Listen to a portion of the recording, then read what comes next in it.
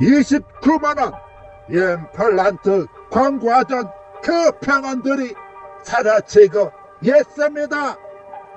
문제가 뭘까요? 38만원 28만원 해가 갈수록 낮아지고 있죠. 가격이 내려가면 원양은 잘 되는 걸까요?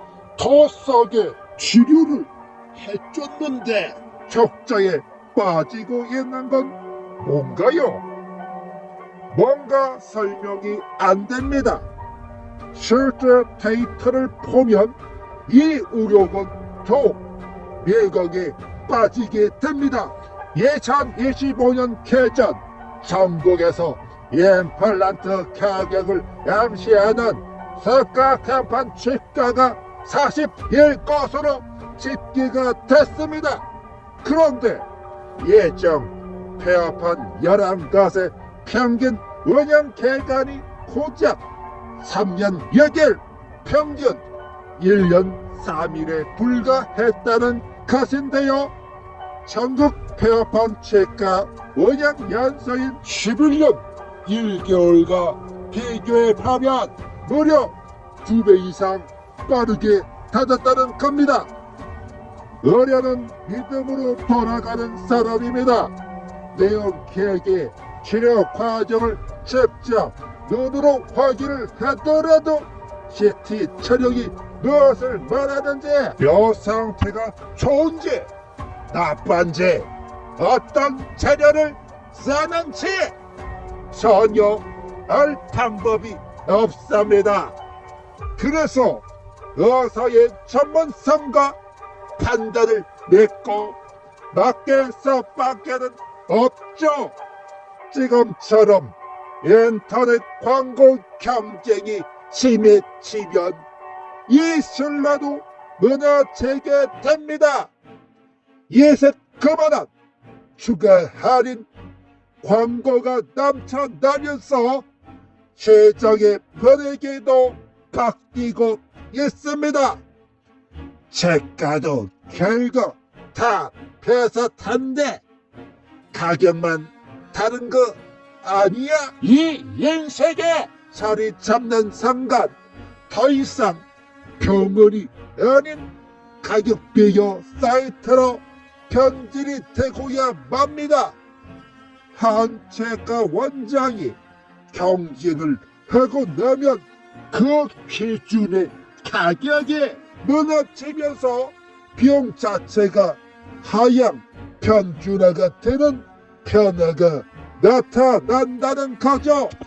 환자들은 싼 치료만 원한다면 어떤 일이 벌어질까요? 같으라는 경쟁이 심화되면서 광고비가 늘었다 정도이지만 가격을 쫓게 되면 진료에 필요한 임대료, 장비, 여제비, CT, 노화, 소득 시스템, 치료비, 인건비 이 같은 고정비는 매달 내야 한다는 겁니다. 게다가 임플란트는 뼈와 결합이 완료되기까지 4개월, 보철물 장착, 교합, 정기 관리도 수년이 필요합니다.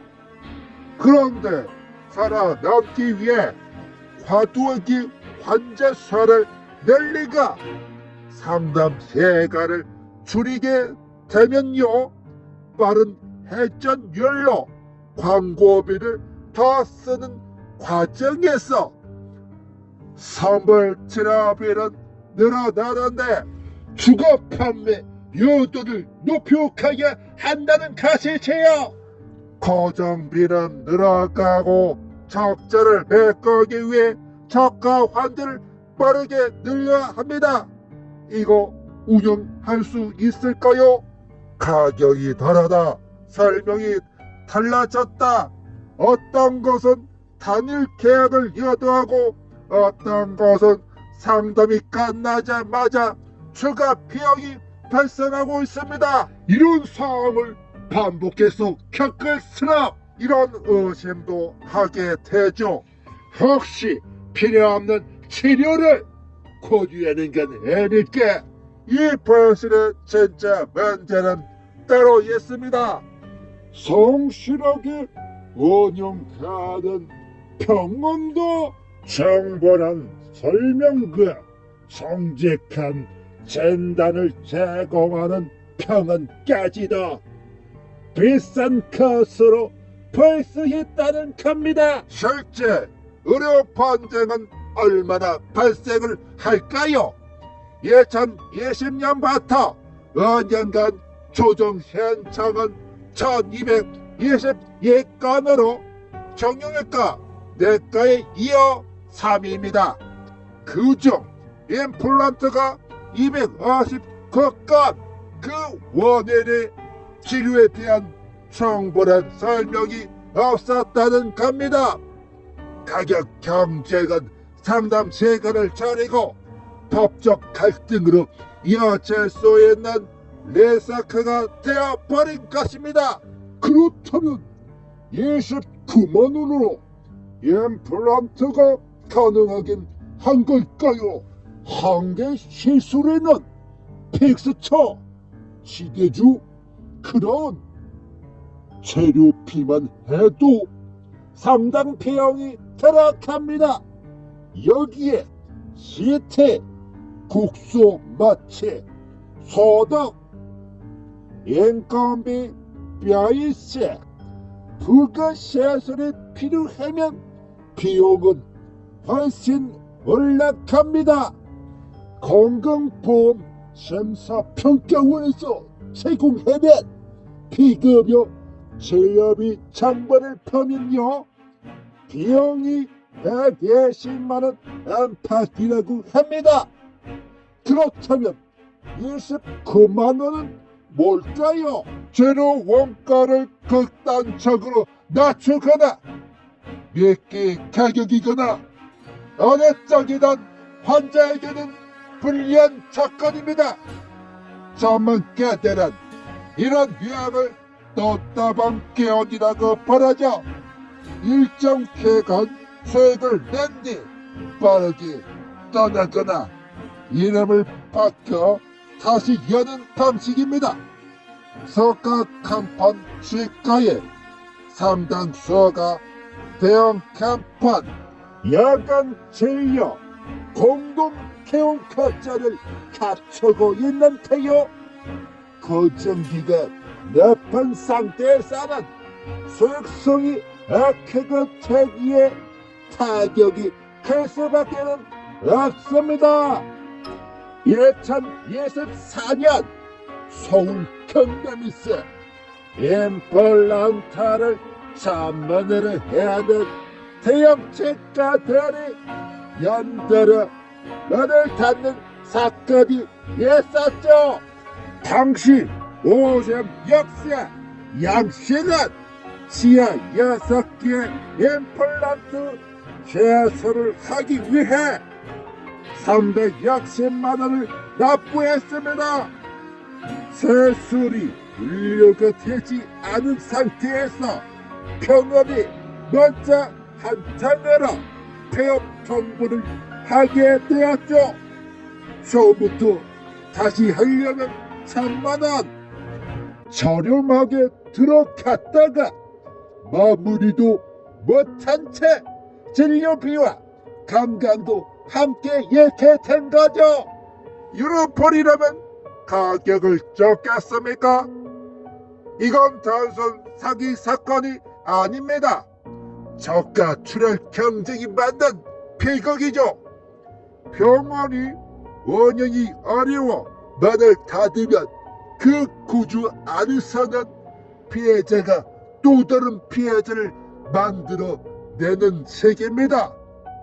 더 충격적인 건 정상적으로 운영을 하려고 해도 빠르게 무너질 수 있다는 겁니다. 전부는 상담 시간, 뼈 상태와 교합을 분석하고 적합한 재료를 싸고 이후 관리까지 책임을 정의하는 병원. 비용이 높을 수밖에는 없습니다. 그런데 비싸다는 이유로 환자들은 외면해 버리게 되죠. 열심히 할수록 손해구나. 시장의 왜곡은 더욱 심해질 수밖에는 없습니다. 이 같은 변화가 드러난 것이 대형 네트워크 병원입니다. 기본급 값이야. 매출 비율로만 임금이 제값되는 거죠. 치료 부자는 판매에 더 신경을 쓰게 됩니다. 유입 환자 수, 상담 회, 계약 전환. 오늘의 매출을 보여줄 뿐 내일의 위기를 보여주지는 않습니다. 병원이 절대로 봐야 할 건 뭘까요? 제 내원율입니다. 아무런 환자가 다시 오는지, 환불율은 얼마나 되는지, 왜 예탈을 했는지, 환자는 이후 관리는 어떻게 되는지, 의료치는 바뀌는지, 추가 비용 발생 조건은 무엇인지, 이 모두를 충분히 설명해 줄 수 있는 방법, 판단 도구입니다. 조건은 이덕처럼 보입니다. 하지만 의료는 단순 소비재가 아닙니다. 가격 압박이 지나치면 판매 행위로 상담은 변질될 수 있습니다. 환불, 폐업, 이것이 우리가 원했던 걸까요? 환자는 맞습니다. 속았다. 병원은 가격만 낮추기를 원하는구나. 서로를 의심하는 세상에서는 불신만 생길 뿐입니다. 가격표가 아닌 신뢰 유지 시스템, 이것이 필요했던 건 아닐까요? 다음에도 이야기는 계속됩니다. 도움이 되셨다면 구독, 좋아요, 알림 설정 부탁드립니다. 앞으로도 더 유익한 정보를 가지고 찾아뵙도록 하겠습니다. 감사합니다.